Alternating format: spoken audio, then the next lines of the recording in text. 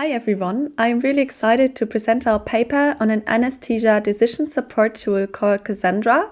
My name is Sara Klüber and I present this work on behalf of all my co-authors. In anesthesia, decision support tools, or DSTs, support the diagnostic process and the subsequent treatment.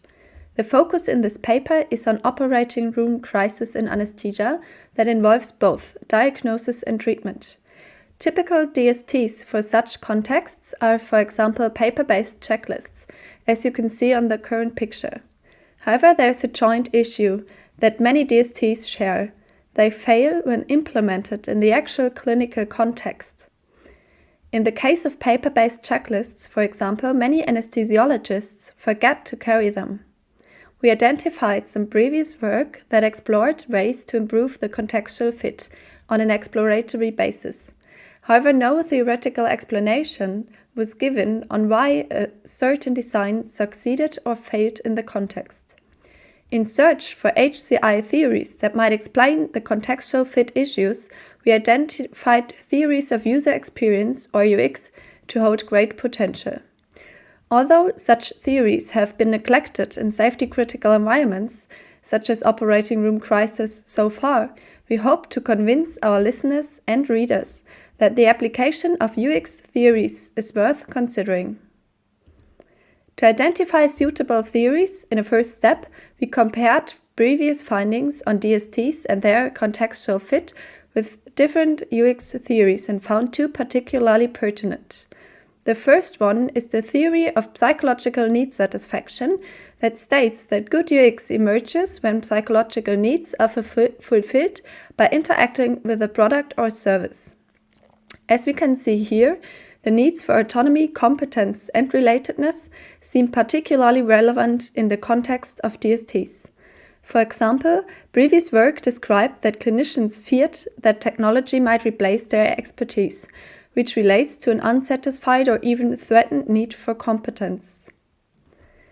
Another theory that might explain previous findings is the one of embodiment, that states that a good UX emerges when the interaction with the social and physical environment is fluent. Having identified specific theories that might explain previous findings, we wanted to further explore their benefits, especially when designing DSTs. Therefore, we performed a contextual design process specifically focusing on the psychological needs and the social and physical environment. We then evaluated the resulting DST called Cassandra in a simulator-based scenario to explore its contextual fit. I will not go into detail concerning the design process of Cassandra, however this slide gives a quick overview of the different steps.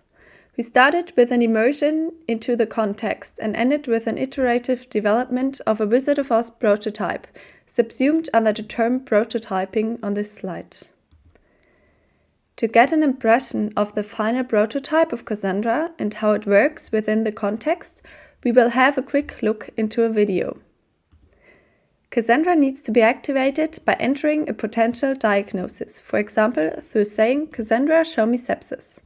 The chosen diagnosis that is based on several symptoms and signs is then displayed no matter whether plausible to the current situation or not.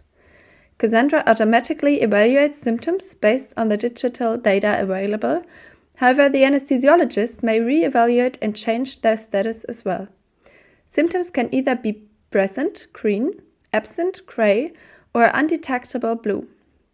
The small diagnoses underneath are differential diagnoses sorted by probability.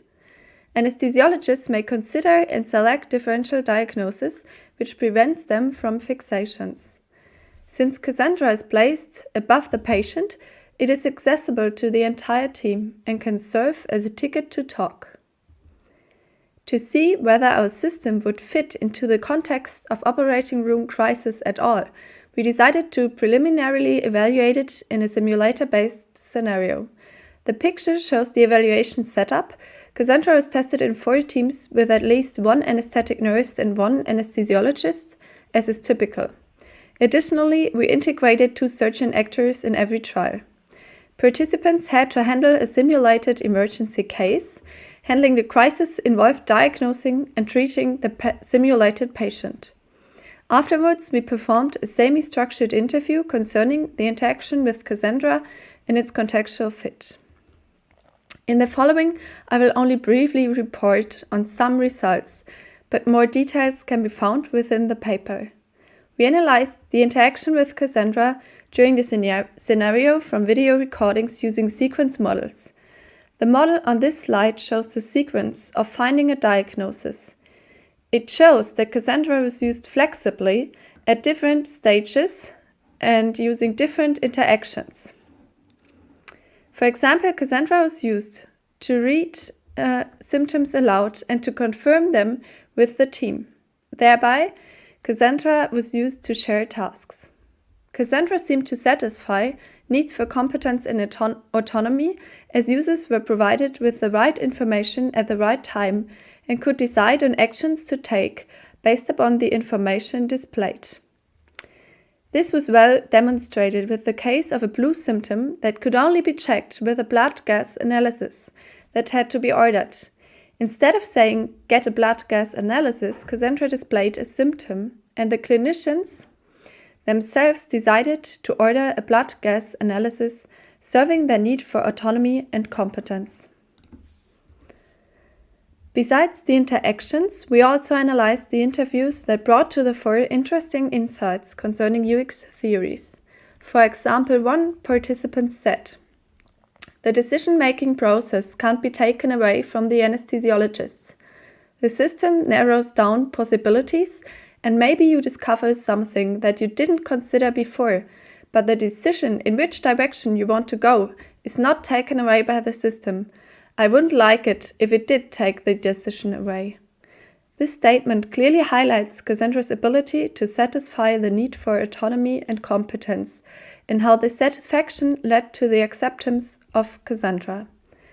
And another participant expressed Cassandra's ability to support social coupling as follows: "You can use it as a communication tool that everyone knows what is going on.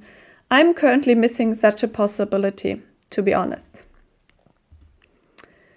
This slide summarizes some of our key design suggestions for DST designs that are based on the insights gained from our focus on UX theories during design and evaluation.